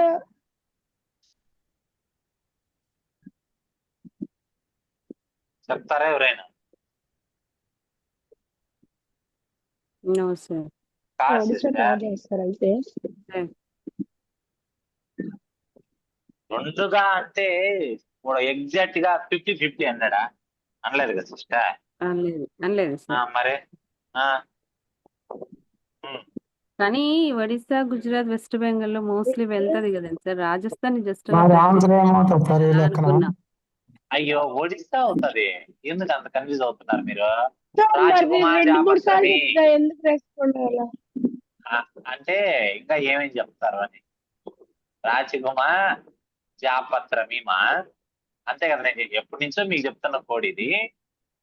రా అంటే రాజస్థాన్, జా అంటే జార్ఖండ్, గు అంటే గుజరాత్, మా అంటే మధ్యప్రదేశ్, రాచా కదా ఇది ఛత్తీస్గఢ్, జా అంటే జార్ఖండ్, పా అంటే పశ్చిమ బెంగాల్, రా అంటే త్రిపుర, మీ అంటే మిజోరాం.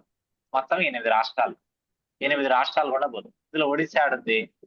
ఒడిశా ఆడదు చెప్పండి. ఉందా? ఆ? Okay okay sir, okay sir. ఆ, అది మేము అలా కాబట్టి ఆలోచించలేదు, రెండుగా విభజించలేదు ఆ, అంటే ఆ డైరెక్షన్ ఉమ్, లో వెళ్ళాం సార్. ఆ, క్లియర్ సార్. ఓకేనా. ఒకవేళ అంత అవసరం మీకు ఐడియా వస్తుంది కదా, ఇది మ్యాప్ పాయింటింగ్ ఉండే వాళ్ళందరికీ ఐడియా వస్తుంది. రాకపోతే ఒక కోడ్ చెప్తా ఇంగ్లీష్ మీడియం వాళ్ళకైతే. మాకు చక్కని స్టేట్స్ ఇది తెలుగులో ఎప్పటి నుంచో మా గురువులు నేర్పించిన కోడ్ ఇది. రాచ గుమా జాపత్రం అని. మీరు ఎలా గుర్తుపెట్టుకుంటారంటే గుడ్ ర్యాబిట్స్ ఒక్క దాంట్లో ఒకటి గుర్తుపెట్టుకోండి. మంచి ర్యాబిట్స్ కుందేళ్ళు. మేక్ క్లవర్ జంప్స్ ఏం చేస్తాయి? తెలివిగా ఎగురుతాయి అని. Clever jumps. Good rabbits make clever jumps with tiny mice. Sir ఇది మీకు టెక్స్ట్ బుక్ లో వచ్చిందా? యాడో వచ్చిందిరా. యాడో వచ్చింది. G for Gujarat, R for Rajasthan, M for Madhya Pradesh, C for Chhattisgarh, J for Jharkhand, W for West Bengal, T for Tripura, M for Mizoram. ఓకేనా. ఇలా అయినా గుర్తుపెట్టుకోండి, అలా అయినా గుర్తుపెట్టుకోండి, మీ ఇష్టం. ఓకేనా. Okay sir. ఇప్పుడు సార్ నాకు క్వశ్చన్ ఇవాళ మార్నింగ్ అంటే ప్లానెట్స్ ఈజీగా గుర్తుపెట్టుకోవడానికి ఇలాంటి ఒకటి వచ్చింది సార్, అందుకని అడిగా. సరే, ఇప్పుడు ఇలాగెళ్ళనా డౌట్ వచ్చింది. కర్కట రేఖ ఏరో మార్క్ ఇటువైపా ఇంతసేపు సార్ ఆలోచిస్తారు. ఫస్ట్ది సార్, ఫస్ట్ది. సార్ మీ తూర్పు తలకాయ నుండి చాలు. పడమరకు సార్.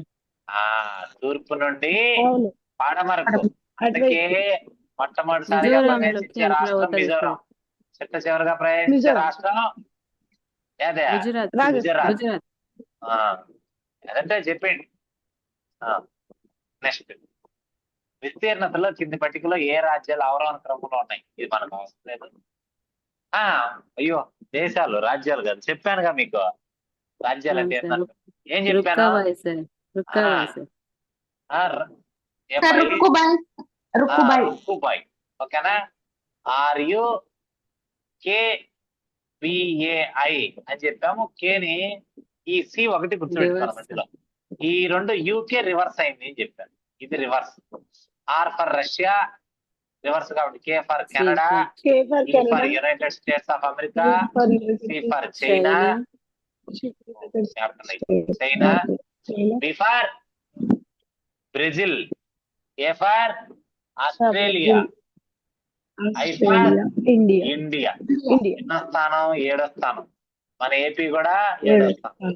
భూభాగ విస్తీర్ణంలో ఇండియా 2.4% అయితే, అంటే ఖండాల పరంగా ఏపీ భారతదేశంలో దానికి డబుల్ 4.8. చెప్పానా? చెప్పాను లేదా? చెప్పారు. మాట్లాడాల మరి. నెక్స్ట్, చెప్పారు సార్. విస్తీర్ణతలో అడిగి 8. సో ఇప్పుడు చెప్పండి ఏది first? Russia, Russia sir. Canada, China, Russia, USA. Canada, Russia, Canada, China, USA, USA, China సరిపోయిందా? సార్. అది USA. Option 3 is the right answer. Next, భారతదేశం ఏ రాష్ట్రం కూడా కర్కట రేఖ లేదు. ఎన్నిసార్లు ఒడిస్సా సార్. ఒడిస్సా. ఇప్పుడే ఓకేనా? మిస్టేక్. నెక్స్ట్, అండమాన్ నికోబార్ దీవులు మునిగిపోయిన ఏ పర్వతం పరిధిలో? ఇది చెప్పలేదు అల్కాన్ అనుకోండి, యోమా సార్. మమ్మల్ని అందరినీ వేసేస్తా. ఎందుకంటే అల్కాన్ చాలా యోమా క్లియర్ గా పర్వతాలు చెప్పాను. సార్. ఏ అల్కాన్ పర్వతాలు? యోమా పర్వతాలు సార్. అర్కానియోమ పర్వతాలు. మా అనిల్ కోసం మళ్ళీ అర్కానియోమా. అర్కానియోమ పర్వతాల యొక్క అవశిష్ట భాగాలే అండమాన్. అనిల్ ఉన్నావా? నీకోసమే మళ్ళీ చెప్తున్నా. ఇక్కడ మయన్మార్ ఉంటది, దాన్నే బర్మా అంటారు. ఓకేనా. ఈ మయన్మార్ లో ఇంత నిలువు వరుసల్లో పర్వతాలు ఉంటాయి, అవే అర్కాన్. ఓకేనా. వాటి కొనసాగింపుగానే అండమాన్లు ఏర్పడ్డాయని చెప్తాం. ఇవే అండమాన్ నికోబార్. ఓకేనా. కాబట్టి ఈ అర్కానియోమా పర్వతాల యొక్క ఉపయోగం ఏమంటే, ఈ భూమధ్య రేఖ 0 degrees భూమధ్య రేఖ. ఈ ఋతుపవనాలు అనేటి భూమధ్య రేఖను గుద్దుకొని వచ్చినటువంటి చల్లని గాలులు 2 శాఖలుగా చీలిపోతాయి. ఇదేమో అరేబియా శాఖ, ఇదేమో బంగాళాఖాతపు శాఖ. ఇవి ఇలా వెళ్ళిపోతాయి. ఇవేమో ఇలా పోతూ పోతూ ఏమవుతాయి, ఇక్కడ ఉన్నటువంటి ఈ అరకానియమ పర్వతాలను బలంగా గుద్దుకొని ముందుకు పోలేక అక్కడి నుంచి మళ్ళా రివర్స్ అయ్యి ఇక్కడ మేఘాలయలో ఉన్నటువంటి గారో, కాశీ, జయంతి ఆ కొండల మీద విపరీతమైనటువంటి వర్షాలు పడతాయి. విపరీతమైనటువంటి వర్షాలు పడితే అక్కడే మాసిన్రామ్ చెరపుంజి అనేటువంటి గుర్తుపెట్టుకోండి. ఓకేనా, ఇది చెప్పాను కోడ్. కాబట్టి అరకానియమ పర్వతాలు అని చెప్పాను. ఓకేనా. నెక్స్ట్, కిలోమీటర్లలో అండమాన్ మరియు నికోబార్ దీవుల తీరం పొడవు సుమారుగా ఎంత? నేనైతే చెప్పను. కిలోమీటర్లలో అడిగినాడమ్మా, కిలోమీటర్లు అడిగినాడు. మనం ఏం చెప్పుకున్నాం? తీరం పొడవు ఎంత చెప్పుకున్నాం? ఎంత అని చెప్పుకున్నాం? చెప్పాలా? కిలోమీటర్లలో చెప్పాలా? చెప్పాలమ్మా. అండమాన్ నికోబార్ దీవులు అంటే ఇప్పుడు మనకి ఇచ్చింది 3083 కిలోమీటర్లు. ఓకేనా, బట్ 7 కిలోమీటర్ల సుమారుగా ఎంత అన్నాడు? అండమాన్ సార్ మరియు అప్పుడు నికోబార్ 1900 ఏమో కదండి సార్ అప్పుడు డేటా ప్రకారము. అప్పుడు డేటా ప్రకారం 1700 అంట. ఇది మారిపోయింది ఇప్పుడు, మనకు వద్దు ఇది. ఇప్పుడు కొత్త డేటా గుర్తుపెట్టుకోండి, 3083.50 3083 కిలోమీటర్లను గుర్తుపెట్టుకోండి. నెక్స్ట్, భారత ప్రామాణిక కాలాన్ని ఏ రకాంశం ఆధారంగా ఎన్నిసార్లు అడతారు చూడండి క్వశ్చన్స్. చెప్పేసాం మనం దీని గురించి. 83.5 డిగ్రీ, 83.5 డిగ్రీ, 82.5 డిగ్రీనా? 82.5 డిగ్రీనే కదా సార్. 82 అని చెప్పాను. తూర్పు రేఖాంశం అని చెప్పాను. ఎన్ని రాష్ట్రాలు గుండా పోతుందంటే దీనికి కోడ్ చెప్పాను. 2, 2, 4, 1, 5 5 రాష్ట్రాలు గుండా పోతుంది అని చెప్పాను కోడ్. మర్చిపోకూడదు. నెక్స్ట్, ఈ క్రింది వాటిలో ఏ తెగ అండమాన్ దీవుల స్థానిక తెగ? ఎవరు చెప్తారు? ఎవరు చెప్తారు? జరావా స్థానిక తెగ. స్థానిక తెగ జరావానా? జార్వాస్. జార్వాస్. ఓకేనా. ఏం చెప్పాను? కోడ్ ఎవరైనా చెప్తారా? కోడ్ ఎవరైనా చెప్తారా? చూడండి, అండమాన్ నికోబార్ దీవుల్లో ఉన్నటువంటి తెగలు. నెంబర్ 1 జార్వాస్ అని చెప్పాను. దీని కోడ్ ఏం చెప్పాను? మీరు జారాలంటే మీకు దమ్ము ఉండాలి అని చెప్పాను. జారి పడాలంటే దమ్ము ఉండాలి. దా అంటే దక్షిణ అండమాన్, మా అంటే మధ్య అండమాన్ లో ఉంటాయి అని చెప్పాను. ఓకేనా. ఓకేనా, గుర్తుందా? తర్వాత సెంటినలీస్ ఉంటారు. వీళ్ళు సెంటినలీ దీవులోనే ఉంటారు. అలాగే అండమానీస్ ఉంటారు. దీనికి ఏం చెప్పాను కోడు? అండమానీస్ కి ఏం చెప్పాను కోడు? అండమాన్ దీవులు అనేటివి స్ట్రైట్ గా ఉంటాయి కాబట్టి వీళ్ళు స్ట్రైట్ దీవులో ఉంటారు అని చెప్పాను. స్ట్రైట్ దీవులో ఉంటారు వీళ్ళు. ఎవరు? అండమానీస్ అని వాళ్ళు అని చెప్పారు. ఓకేనా. అలాగే షోంపెన్ చెప్పారు. షోంపెన్ అంటే పెన్నతో కానీ ఎవరైనా బాగా రాస్తే వాళ్ళని గ్రేట్ భలే రాస్తున్నాడు అంటాం కాబట్టి గ్రేట్ నికోబార్ లో ఉంటారు అని చెప్పాను. ఇంకా నికోబారీస్ చెప్పాను. నికోబారీస్ కూడా పేర్లోనే నికోబార్ ఉంది కాబట్టి గ్రేట్ నికోబార్. 6 తెగలు ఉంటాయి మొత్తం. 6వది వచ్చి ఓంజస్. ఈ ఓంజస్ మాత్రం ఎక్కడ ఉంటారు? లిటిల్ నికోబార్ లో. ఓంజస్ మాత్రం లిటిల్ నికోబార్ లో ఉంటారు. ఇది అండమాన్ లో ఉన్నటువంటి తెగ. ఇందులో జార్వాస్ గురించి అడిగాడు. దక్షిణ అండమాన్, మధ్య అండమాన్ లో ఉంటారు. ఓకేనా అని చెప్పాలను. నెక్స్ట్, ఇంకేమీ లేవు. మనం చెప్పుకున్న 6లో ఇవేమీ లేవు. నెక్స్ట్, ఈ క్రింది వాటిలో ఏ దేశము భారత్ తో ఎక్కువ పొడవైన భూ సరిహద్దు కలదు? ఇది చెప్పకపోతే బంగ్లాదేశ్. ఎంత భూ సరిహద్దు? ఎంత భూ సరిహద్దు? 3000. ఏంటి? 3000? 3002 అవట్లేదు సార్.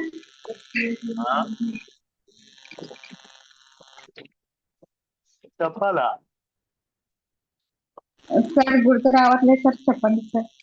బచ్పన్ MBA చేశాడని చెప్పాను కదా. అది చెప్పండి. 4096 కిలోమీటర్లు కదండి సార్.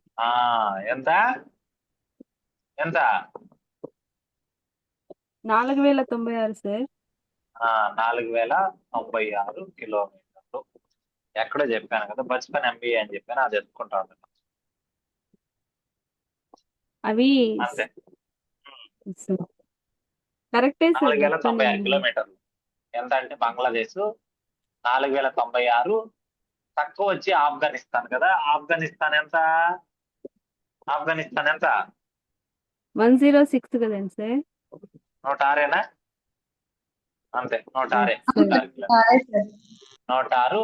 బచ్పన్ MBA చేశాడు, దాకా చెప్పాను కోడ్ మీకు, చూపించే అవసరం లేదన్నమాట.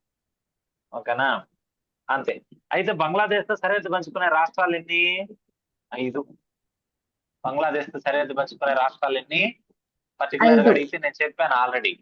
అంటే అవును వెస్ట్ కొత్తగా సార్. ప్రిపేర్ బెంగాల్, అయ్యే వాళ్ళ అస్సాం, కోసం మళ్ళీ మేఘాలయ, చెప్తున్నా. త్రిపుర, మిజోరాం సార్. కొత్తగా ప్రిపేర్ అయ్యే వాళ్ళ కోసం చెప్తున్నాను. ఇలా చెప్పాను కోడ్. ఇలా చెప్పినప్పుడు ఈ గ్యాప్ లో ఉంటుంది ఏంటి? బంగ్లాదేశ్. నేను ఏం చెప్పాను? నా, మా, మీ. నా అంటే నాగాలాండ్, మా అంటే మణిపూర్, మీ అంటే మిజోరాం, కింద వచ్చేది త్రిపుర. ఈ పైన మేఘాల్లో ఉండేది మేఘాలయ, ఇక్కడ ఉండేది అస్సాం, ఇది సిక్కిం, ఇది అరుణాచల్ ప్రదేశ్. ఇవి ఈశాన్య రాష్ట్రాలు గుర్తుపెట్టుకున్నటువంటి కోడ్. ఇది ఒకటి గుర్తుపెట్టుకోవాలి, నమామి అని. 3 కాబట్టి త్రిపుర, పైన మేఘాలు ఉంటే మేఘాలయ. ఇప్పుడు బంగ్లాదేశ్ ఏమో వస్తాయి, ఇక్కడ వెస్ట్ బెంగాల్ ఉంటుంది. సో బంగ్లాదేశ్ తో పశ్చిమ బెంగాల్ వస్తుంది. ఎక్కువ పంచుకునేది అదే 2217 2217 కిలోమీటర్లు పశ్చిమ బెంగాల్. ఓకేనా? దానికి ఎదురుగా త్రిపుర. ఈ 2 ఫస్ట్ 1, 2 ప్లేస్ గుర్తుపెట్టుకోండి. తర్వాత మేఘాలయ 3 అయిపోయినాయి. ఆ తర్వాత ఇక్కడే అస్సాం 4, తర్వాత మిజోరాం 5 సరిపోయినాయి. అంతే, ఇక్కడ వరకే. ఓకేనా? వెస్ట్ బెంగాల్, దాని ఎదురుగా త్రిపుర 2ది, దాని తర్వాత పైన మేఘాలయ పక్కన అస్సాం, 5వది వచ్చి మిజోరాం. ఇవి ఏంటివి? సరిహద్దు పంచుకున్నటువంటి రాష్ట్రాలు. ఓకేనా? సరిహద్దు పంచుకున్నటువంటి రాష్ట్రాలు. నెక్స్ట్ చూడండి, మెక్మోహన్ రేఖ అనగా చెప్పిన ఇది ఎవరు చెప్తారు? మెక్మోహన్ రేఖ గురించి చెప్పినారు. చెప్పారు సార్ ఆల్రెడీ. China sir. మనకి భారత్ ఏం చెప్పాను? ఇదే మళ్ళీ ఇదే మ్యాప్ మనం వేసుకుంటే, ఏం చెప్పాను? ఇది ఈస్టర్న్ సెక్టార్ చైనా, ఇది వెస్ట్రన్ సెక్టార్ అని చెప్పాను. ఈ ఈస్టర్న్ సెక్టార్ వద్ద మెక్మోహన్ ఉంటుంది. ఏముంటుంది? ఈస్టర్న్ సెక్టార్ వద్ద మెక్మోహన్ అనేది ఉంటుంది. ఏ ఒప్పందం ప్రకారం ఏర్పడింది ఇది? సిమ్లా ఒప్పందం ప్రకారం ఏర్పడింది. మెక్మోహన్ అనేది సిమ్లా ఒప్పందం ప్రకారం ఏర్పడింది 1914లో. అయితే సిమ్లా ఒప్పందం ఎవరెవరి మధ్య జరిగింది? భారత్ కి మరియు టిబెట్ మధ్య జరిగింది. అందుకే చైనా దీన్ని యాక్సెప్ట్ చేయట్లేదు అని కూడా మీకు ఆ రోజు చెప్పాను. గుర్తుందమ్మా? గుర్తుందా? కాబట్టి అయితే సరిహద్దు రేఖ మాత్రం భారత్ చైనాల మధ్యనే అని చెప్పాలి. సరిహద్దు రేఖ మాత్రం భారత్ చైనాల మధ్య అని మీరు చెప్పాలి. ఒప్పందం ఏ దేశాల మధ్య జరిగిందంటే భారత్ టిబెట్ మధ్య జరిగింది. నెక్స్ట్, భారతదేశంలో వేసవి కాలంలో అతి ఎక్కువ సమయం సూర్యకాంతి లభించే నగరం ఏది? ఇది మనం అందరం పోలేదు. శ్రీనగర్. ఎక్కువ సమయం సూర్యకాంతి లభించే నగరం ఏదంటే శ్రీనగర్. శ్రీనగర్ అతి ఎక్కువ సమయం సూర్యకాంతి లభిస్తున్నారు. నెక్స్ట్, లక్షద్వీప్ ద్వీపం విస్తీర్ణం ఇది చెప్పండి. ఇది చెప్పాను ఆల్రెడీ, చెప్పండి. 32. మొత్తం దీవులు 36 మా. దీవులు ఎక్కువ, విస్తీర్ణం కొంచెం తక్కువ. ఓకేనా? తర్వాత ఇక్కడ ఆపుదాం, టైం అయింది. హెడేక్ ఉంది. రేపు 62 బిట్లు గుర్తుపెట్టుకోండి. ఓకేనా? 62 అయ్యాయి. Will continue after war. Thank you so much, sir. Good night, sir.